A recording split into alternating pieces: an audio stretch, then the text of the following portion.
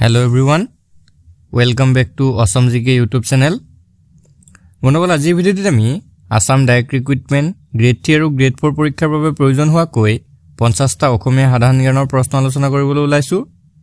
এই প্ৰশ্নসমূহ আপোনালোকৰ আগন্তুক যিকোনো ধৰণৰ প্ৰতিযোগিতামূলক পৰীক্ষাৰ বাবে অতিকৈ সহায়ক হ'ব পাৰে। হেহে ভিডিওটো শেষলৈকে ভালদৰে চাই থাকক। আজি ভিডিওৰ প্ৰথম কোৱেশ্যনটো হৈছে বিশ্বৰ আটাইতকৈ পুৰণি খেলবিধ কি? ইয়াৰে শুদ্ধ উত্তৰটো অপচন এ ধনুবিদ্যা। পৃথিৱীৰ আটাইতকৈ পুৰণি খেলবিধ হৈছে ধনুবিদ্যা। পিছৰ প্ৰশ্নটো হৈছে অলিম্পিক খেল কেই বছৰৰ মূৰত পতা হয়? ইয়াৰে শুদ্ধ উত্তৰটো অপচন এ 4 বছৰৰ অন্তৰত। 4 বছৰৰ মূৰে মূৰে অলিম্পিক খেল অনুষ্ঠিত হয়। পিছৰ প্ৰশ্নটো হৈছে কাৰ জন্মদিনত অসমত অভিৰুচি ক্ৰীড়া দিৱস পালন কৰা হয়? ইয়াৰে শুদ্ধ উত্তৰটো অপচন বি ভোগেশ্বৰ বৰুৱাৰ। ভোগেশ্বৰ বৰুৱাৰ জন্মদিনত 3 ছেপ্টেম্বৰ তাৰিখে অসমত অভিৰুচি ক্ৰীড়া দিৱস পালন কৰা হয়। পিছৰ প্ৰশ্নটো হৈছে প্ৰথম বিশ্বকাপ ক্ৰিকেট খেল ক'ত আৰু কেতিয়া হৈছিল? ইয়াৰে শুদ্ধ উত্তৰটো অপচন ডি 1975 চনত ইংলেণ্ডত।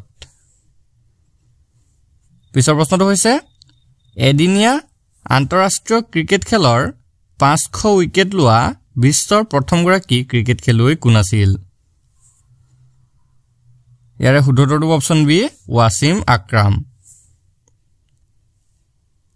পিছৰ প্ৰশ্নটো হৈছে অলিম্পিকৰ হকী খেলত ভাৰতে বৰ্তমানলৈকে কিমানবাৰ স্বৰ্ণ পদক লাভ কৰিছে? ইয়াৰ শুদ্ধ উত্তৰটো অপচন এ 8 বাৰ। পিছৰ প্ৰশ্নটো হৈছে অসমলৈ আগমন ঘটা প্ৰথমটো জনগোষ্ঠী কোনটো আছিল? ইয়াৰ কাৰেক্ট আনসাৰটো অপচন এ অষ্ট্ৰিকসকল। নেক্সট কোৱেশ্যনটো হৈছে অসমত ভক্তি আন্দোলন বা নৱবৈষ্ণৱ আন্দোলনৰ গুৰি ধৰোঁতা কোন আছিল? কাৰেক্ট আনসাৰটো অপচন চি শংকৰদেৱ। অসমত ভক্তি আন্দোলন বা নৱবৈষ্ণৱ আন্দোলনৰ গুৰি ধৰোঁতা আছিল শ্ৰীমন্ত শংকৰদেৱ। পিছৰ প্ৰশ্নটো হৈছে শংকৰদেৱে ধৰ্ম প্ৰচাৰ কৰোঁতে কোন গ্ৰন্থক বা কোনখন গ্ৰন্থক মূল আধাৰ হিচাপে গ্ৰহণ কৰিছিল? ইয়াৰে কাৰেক্ট আনসাৰটো অপচন ডি ভাগৱত গ্ৰন্থখনক। পিছৰ প্ৰশ্নটো হৈছে পৰশুৰামৰ আন এটা নাম কি? ইয়াৰে শুদ্ধ উত্তৰটো অপচন চি জামদগ্ন। পিছৰ প্ৰশ্নটো হৈছে মহাভাৰতৰ যুদ্ধত পৌণ্ড্ৰ নামৰ শংখটো কোনে ব্যৱহাৰ কৰিছিল? শুদ্ধ উত্তৰটো অপচন বি অৰ্জুন। মহাভাৰতৰ যুদ্ধত পৌণ্ড্ৰ নামৰ শংখটো অৰ্জুনে বজাইছিল। পিছৰ প্ৰশ্নটো হৈছে ভাৰতীয় সংবিধান ৰচনা উপসমিতিৰ সদস্য হোৱা প্ৰথমগৰাকী অসমীয়া ব্যক্তি কোন আছিল? ইয়াৰ শুদ্ধ উত্তৰটো option C Syed Mohammed Saadulla. Next কুৱেশ্যনটো হৈছে তলৰ কোনগৰাকী ব্যক্তিয়ে অসমৰ মুখ্যমন্ত্ৰী হিচাপে কাৰ্যভাৰ গ্ৰহণ কৰাৰ সময়ত বিধানসভাৰ সদস্য নাছিল? শুদ্ধ উত্তৰটো option B Bimala Prasad Chaliha. Next কুৱেশ্যনটো হৈছে স্বাধীনতাৰ আগৰ অসমৰ প্ৰথম মুখ্যমন্ত্ৰীগৰাকী কোন আছিল? ইয়াৰ কাৰেক্ট আনসাৰটো option C Syed sir Mohammed Saadulla. Next কুৱেশ্যনটো হৈছে প্ৰথম অসমীয়া ৰাষ্ট্ৰপতিগৰাকীৰ নাম কি? ইয়াৰ কাৰেক্ট আনসাৰটো option B Fakhruddin Ali Ahmed. Next কুৱেশ্যনটো হৈছে অসমৰ প্ৰথম মহিলা মন্ত্ৰীগৰাকী কোন আছিল?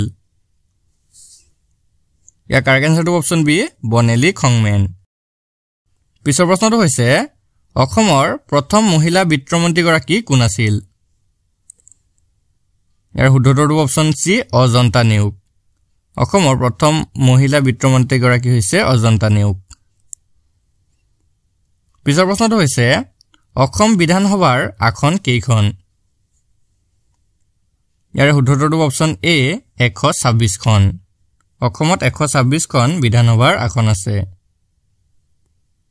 পিছৰ প্ৰশ্নটো হৈছে অসমৰ লোকসভাৰ আসন কেইখন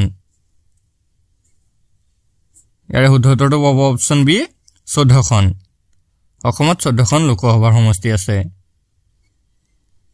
পিছৰ প্ৰশ্নটো হৈছে অসম বিত্ত নিগম কেতিয়া স্থাপিত হৈছিল শুদ্ধটো হৈছে অপচন সি 1954 চনত অসম বিত্ত নিগম 1954 চনত স্থাপিত হৈছিল পিছৰ প্ৰশ্নটো হৈছে অসম সমবায় এপেক্স বেংক লিমিটেড কেতিয়া স্থাপন কৰা হয় ইয়াৰে শুদ্ধটো অপচন বি 1948 চনত পিছৰ প্ৰশ্নটো হৈছে অসম বিত্ত নিগম স্থাপনৰ প্ৰধান উদ্দেশ্য কি আছিল ইয়াৰে শুদ্ধটো অপচন বি ক্ষুদ্ৰ আৰু মজলীয়া উদ্যোগসমূহক বিত্তীয় সাহায্য প্ৰদান কৰা পিছৰ প্ৰশ্নটো হৈছে অসমত চাহ গছ কোনে আৱিষ্কাৰ কৰে ইয়াৰে শুদ্ধটো অপচন চি এ ব্ৰুছে অসমত চি এ ব্ৰুছে চাহ গছ আৱিষ্কাৰ কৰিছিল পিছৰ প্ৰশ্নটো হৈছে অসমত চাহ গছ কেতিয়া আৱিষ্কাৰ কৰে ইয়াৰ শুদ্ধটো অপচন ডি 1822-1823 চনত পিছৰ প্ৰশ্নটো হৈছে বিশ্বৰ সৰ্বপ্ৰথম স্থাপিত হোৱা চাহ গৱেষণা কেন্দ্ৰটো ক'ত আছে মনকলে কাৰেক্ট আনসাৰটো অপচন ডি যোৰহাটৰ টুকলাইত নেক্সট কোৱেশ্চনটো হৈছে ভাৰতবৰ্ষৰ মুঠ চাহ উৎপাদনত অসমে কিমান চাহ যোগান ধৰে ইয়াৰে কাৰেক্ট আনসাৰটো অপচন এ প্ৰায় 51%।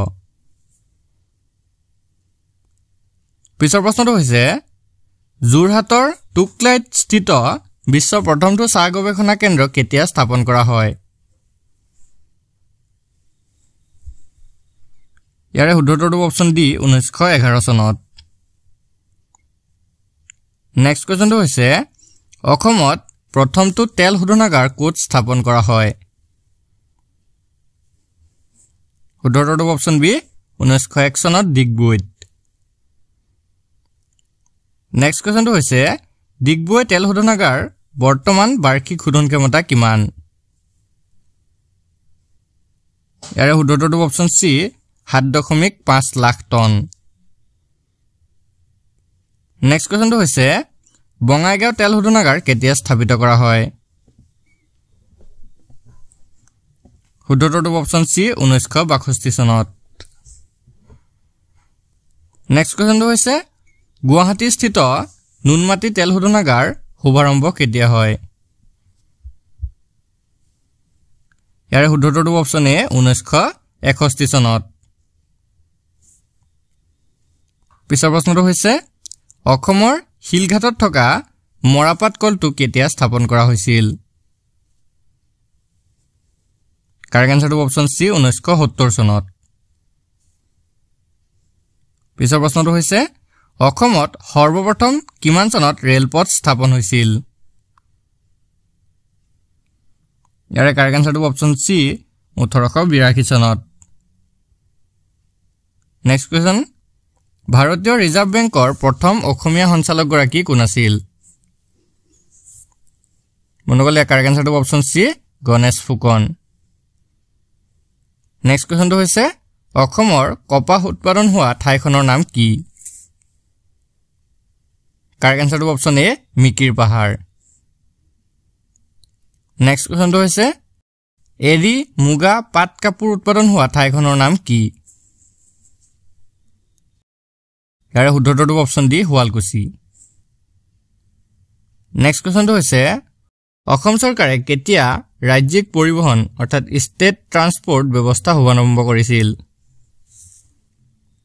ইয়াৰে শুদ্ধটো অপচন এ 1948 চনত পিছৰ প্ৰশ্নটো হৈছে ঐতিহাসিক গোহাঁইকমল আলীৰ পথৰ দৈৰ্ঘ্য কিমান শুদ্ধটো option B 560 kilometre next question অসমত সৰ্বপ্ৰথম কেতিয়া জাহাজ চলিবলৈ লৈছিল